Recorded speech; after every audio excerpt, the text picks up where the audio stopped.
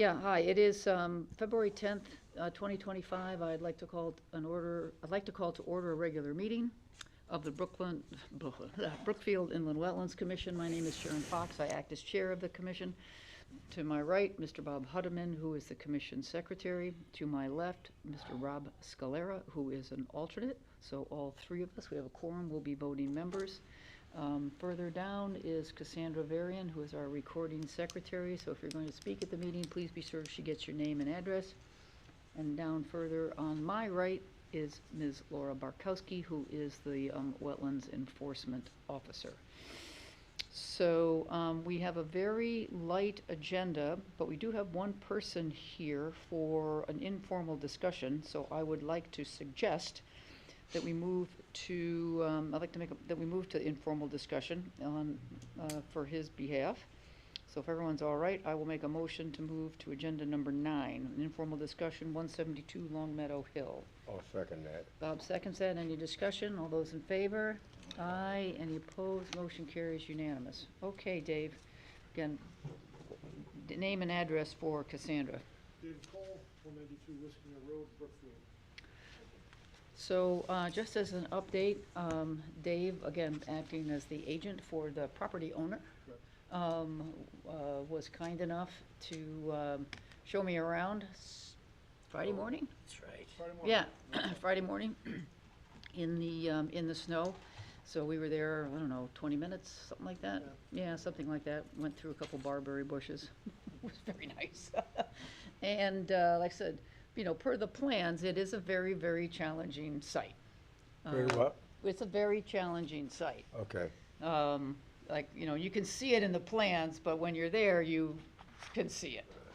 So that's all that I wanted to get out of that. I just wanted to actually see the site. When I was there, you can definitely see the water course, you know, that starts from the north, comes under a driveway there, comes through. You can see where there's wetlands. There's actually just to the east of that, there was that tiny, almost looked like another tiny little water course that just sort of like surfaced. Almost like a wetlands sitting there, but Yeah. just kind of wetlands. It was sort of like a little puddle and, you know, water, so. It wasn't really flowing, it was all just there. It was all definitely there, so it's, you know, and the wetlands flagging is still up in the property.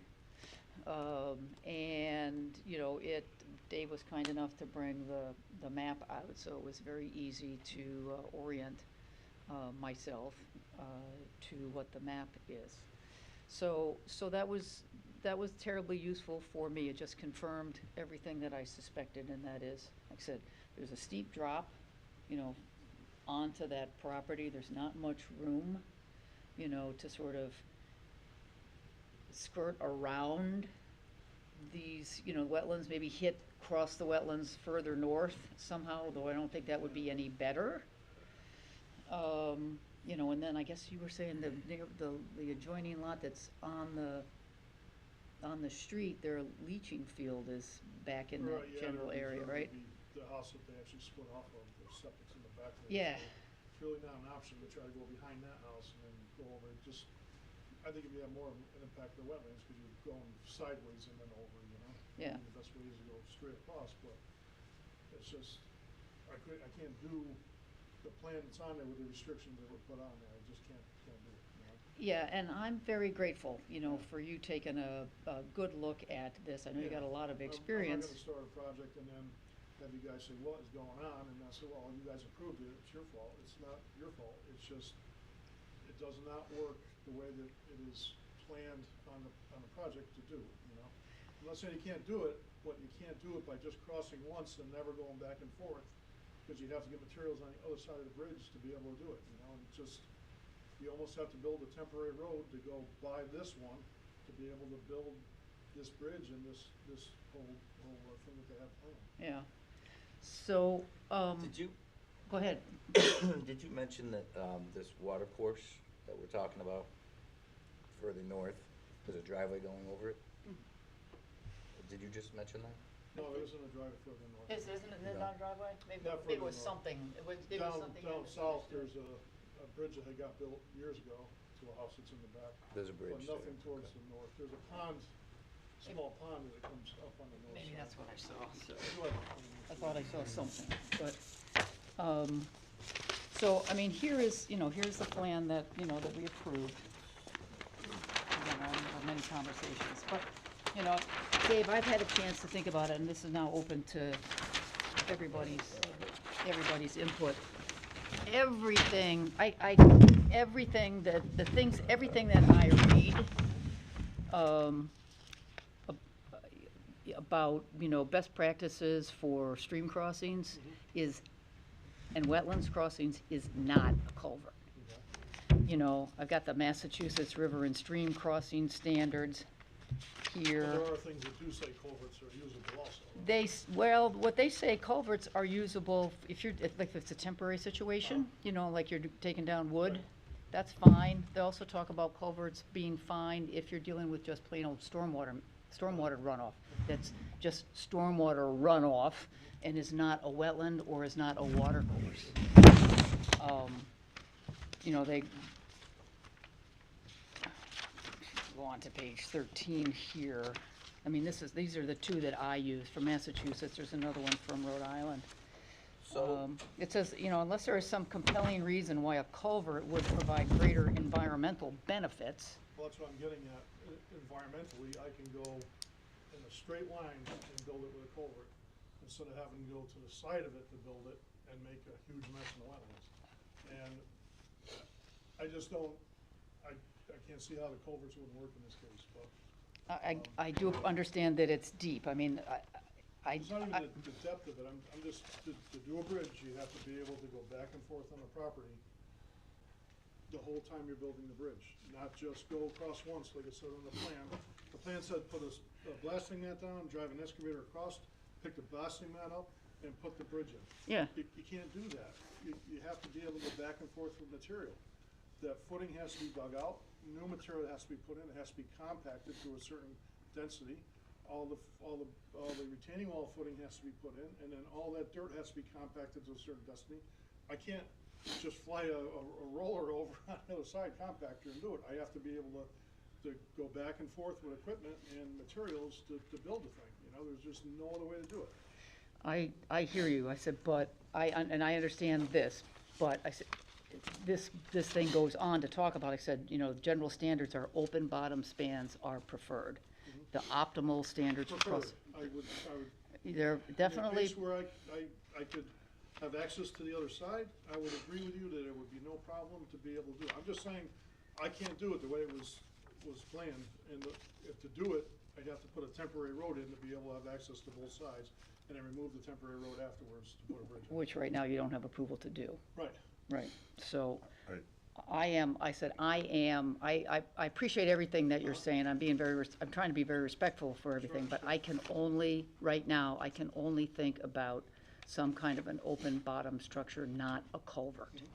So that's where I am. So I will open that up to I my think that's colleagues. reasonable, yeah. I think, one of my concerns is, are you gonna do more damage to the wetlands by putting the open bottom culvert in for all the additional work it's gonna entail? That's where I'm at.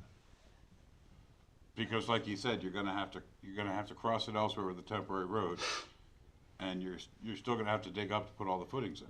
Well, they don't have approval for a temporary road. Correct. Right, so So they'd you're have to basically- they'd have to modify the permit to be able to do that. Correct. But, I mean, if he doesn't have approval for something other than that, he's gonna have to go for the road. If he can find a way to do it without the road, he won't have to go for the approval. I think that's what he's looking for.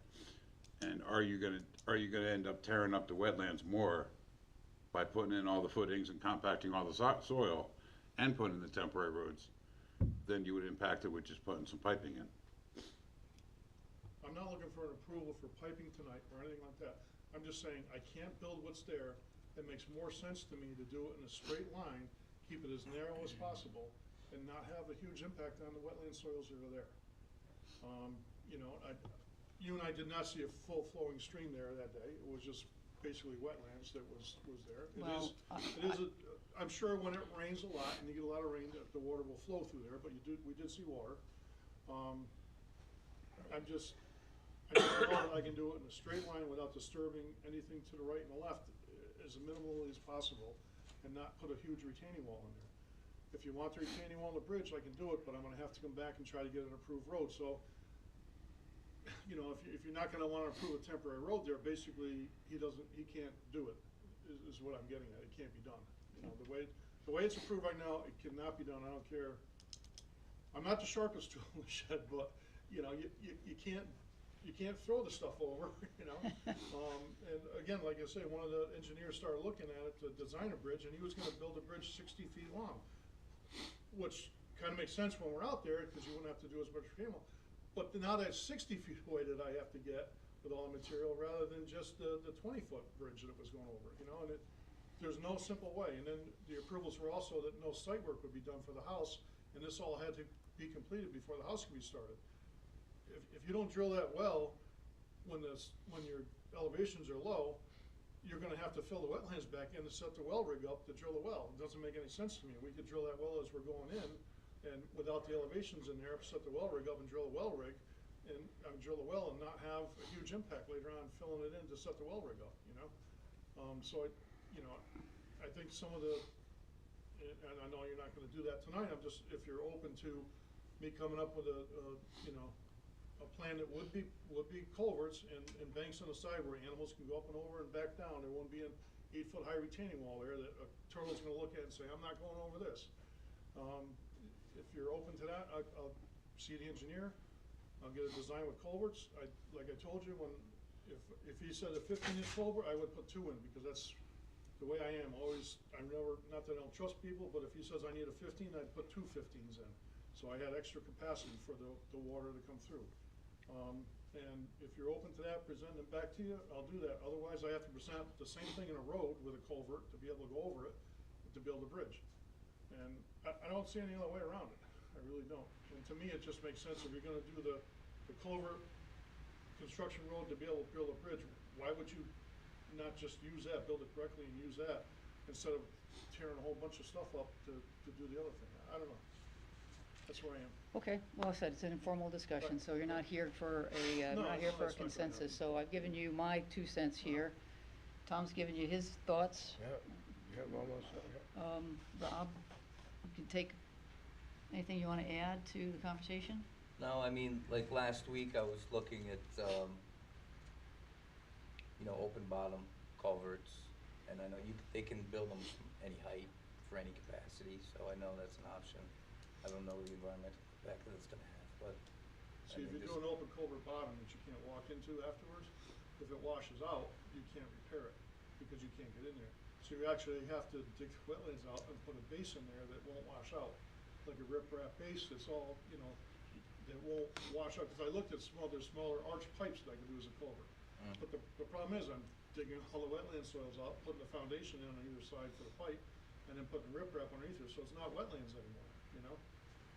So that's, unless you do a bridge that you can walk under, and actually physically repair it if you have to, if it washes out, it's just. But you don't want anything over 48 inches high, right?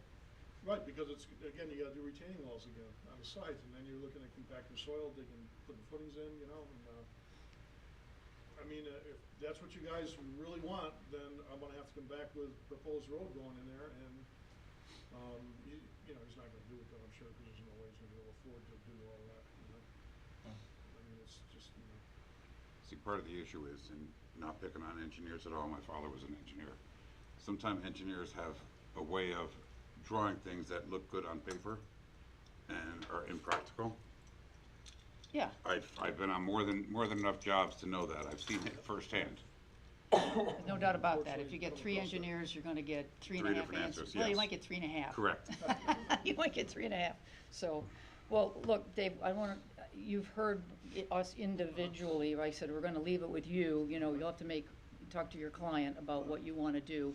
My other suggestion would be, we rely, or Brookfield, make sure I say this right, Laura. Brookfield, along with a number of other towns, is a member of the Northwest Conservation District. So, when we are looking for maybe different ideas, or maybe other Approaches. engineering firms or other approaches, we reach out to them. It's Cynthia Rabinowitz, I think, is the principal. Did I say that right? Or director, of principals? Might be the director, I'm not Main, sure. she's our main contact, I can tell you that. And sometimes she has some ideas, sometimes she can refer you to different companies, you know, who may have a little more experience, you know, dealing with some challenging sites. Again, the open bottom concept can be done, if I build a road next to it to do it. Well, you, in order, if that's what you wanna do, you need a site plan modification for that. Right, but that's what do you guys really wanna have that much of an impact on the wetlands? That's what I don't understand, why we would tear it so much apart. I would have to take a look at that, Yeah. okay? That's not it's far from ideal. Mhm. That is far from ideal. So I don't know if I'm in any better position than I was before, but I don't know what to do with it. Well, think of my suggestion, that maybe reach out to some, maybe a different engineering firm, you Yeah. know? But nobody's gonna come up with a solution that has an open bottom that doesn't have access to both sides to be able to do it. And there's no way I could do that without having a temporary road put in, and then, you know, there's no way. I mean, so, that's really what the plan would have to be, come back, put a temporary road in that gets taken out to put the other thing in, you know? And, I just don't see how that is a benefit to this site, I really don't. Yeah, Cause you're talking about cutting the big trees out of the way that are there, you know, that, to be able to put two roads in, I mean, it's a huge opening in the wetlands that really shouldn't be that way. It should just be a simple crossing that we get across there as easy as we can with the least impact as we can have. So, I don't know. you've heard what the four of us have said, so, Okay. okay? All right, Maybe if you could find someone that does design build that has an engineer on staff, they might look at it from a different perspective. yeah. Yeah, but if you want open bottom, then that's. No, the only I question. understand what you're If you saying. want open bottom, there's no other way to do it except me having access to the other side. I don't care how anybody cuts it, you have to have access to the other side. You know, are you open to having another road put in to be able to do it? You'd have to see the plan, obviously, but, We'd have to see the plan. yeah, is that, but, let me ask you, is that the route you would wanna see me go, so No. I can do open bottom? No, okay. No. So no, you might be I'm- open to doing a culvert if that's what we come up with. Right, Okay, okay. thank you for, All right, Your you're time. very welcome, Dave. Again, I I'm really sorry appreciate to bother you. you. No, I'm glad you came. I'm glad you asked. I said I have a great deal of respect for how you do things. You try I and do things appreciate the right way, which yeah. I think Yeah, everybody respects. Yeah, I So, appreciate it. yeah, Thank no, you. definitely, that is a definite appreciation. Okay. I Okay. appreciate it. Thank you very much. All right. Let me put this back here, and we will move on to Inland Wetlands Officers Report. The new school, nothing? Oh, Lord.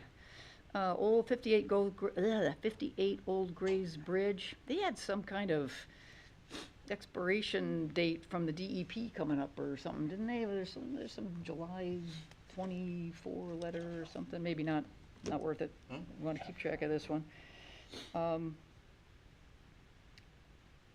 500A Federal Road, monitoring reports, everything looked good. Okay, enforcement.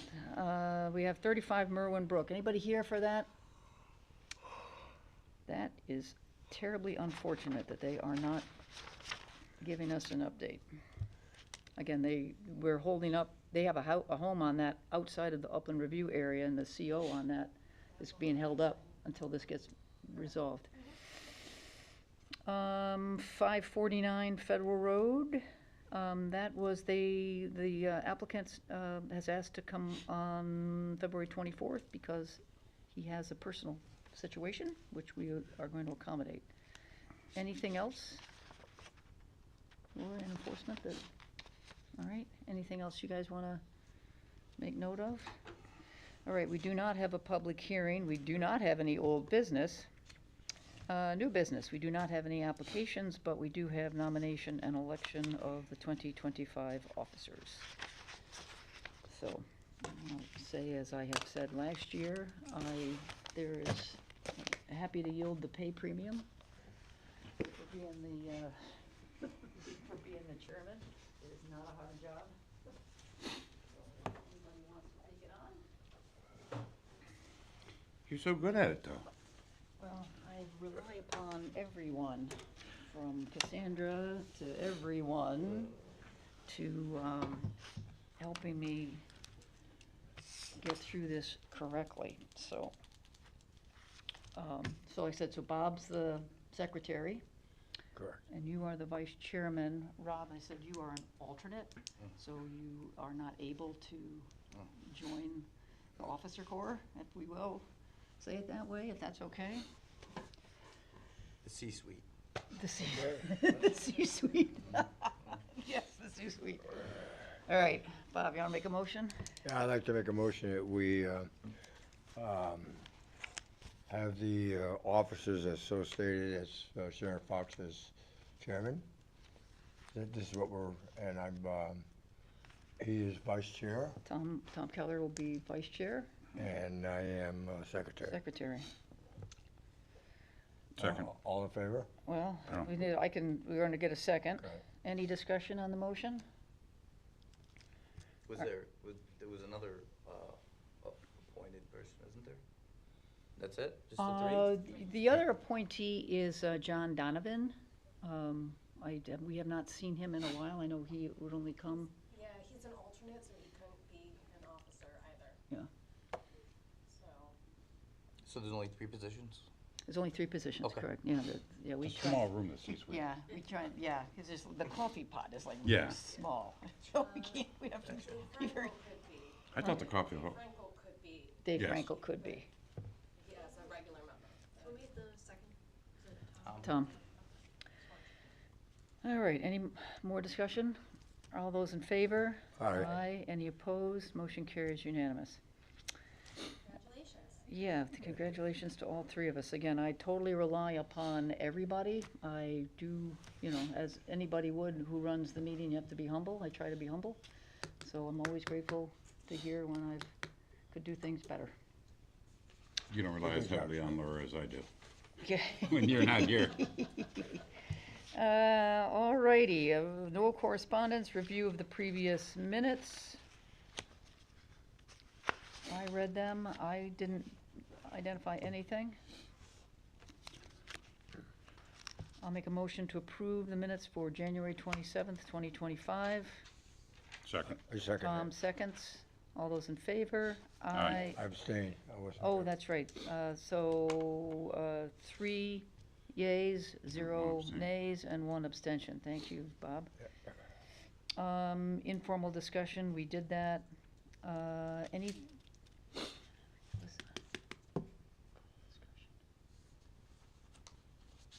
Almost think there was gonna, I think that's, The last time I brought up the beaver dam situation at the, Gursky. the cool beaver dam. Yep, so I have no update on that. If they are having an expert out, it won't be until after March 3rd. So I won't have it for the next meeting, but once it comes out, I'll report the findings back to this commission. Yeah, that'll be just about the time that if they're gonna have little ones, they will have little ones. I think they have little ones like in February or something like that, February, March. What was the corner? That was 133 and what road? It was done up to, Right on the Gursky property. property. Yeah. I haven't trudged over there, but I have, Where Merwin Brook. 133 and what? Merwin Brook? What's Pine Yeah. Merwin Brook? Yeah. The river that they dammed up is Merwin Brook. yeah, I can't think of, I almost think So there was it's right one in the other Gursky one. What's the name of property the at the foot of the hill. It's more Oh. Brook Road. Oh, it is Merwin Brook. Yeah. Maple Tree. All right. And we have, or I have, in my favorites package. Oh, I do have one thing. Yes, I knew there was one thing. I had the opportunity to sit with the company that is doing the POCD for the town. I knew there was something I would talk to you guys about. I sat with them for, I don't know, about an hour on Monday. It was a Zoom meeting. And I talked about, in terms of the things that I thought, would be great to get into the plan of development, would be protection for riparian buffers, which could be, beavers. Beavers in Connecticut. Did you write that? No, Is that the deep one? yes, that's the deep one. So, very cool. Very, very, very cool. I think we had talked about this a couple years ago. I think Alice found this for me, so. Anyways, you can find it out on On deep site. on Deep Site, so.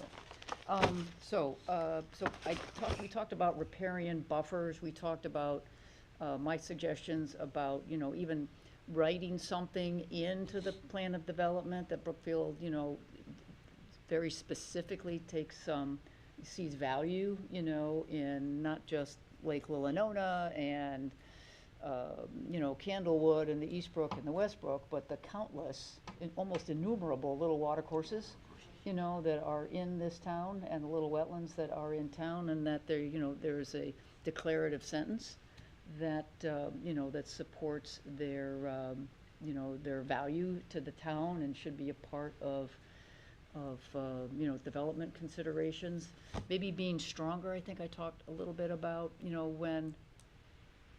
when you get requests to subdivide property, I'm pretty sure planning looks for input from us. It goes to you first. Yeah. And I think like that one we just did, that's what it was, but I don't, think that's what that was. Maybe being putting that into the plan of development and maybe strengthening that somehow. What else did I talk to them about?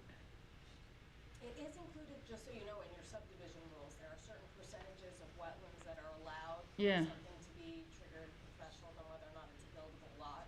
Right. If it wasn't already previously subdivided. Yeah. But the subdivision regulations haven't been rewritten in a while. I wanna say it's like 14 or before. Right.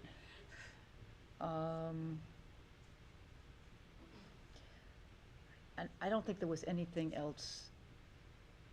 I think that was it. I did try and stress with them, because they don't know the town very well, so they always think about the big bodies of water, Gotcha. and Eastbrook and Westbrook. And so I tried to stress with them, the importance of all these other little ones, and the wetlands that exist up in the Four Corners area, that sort of come down north, and that development.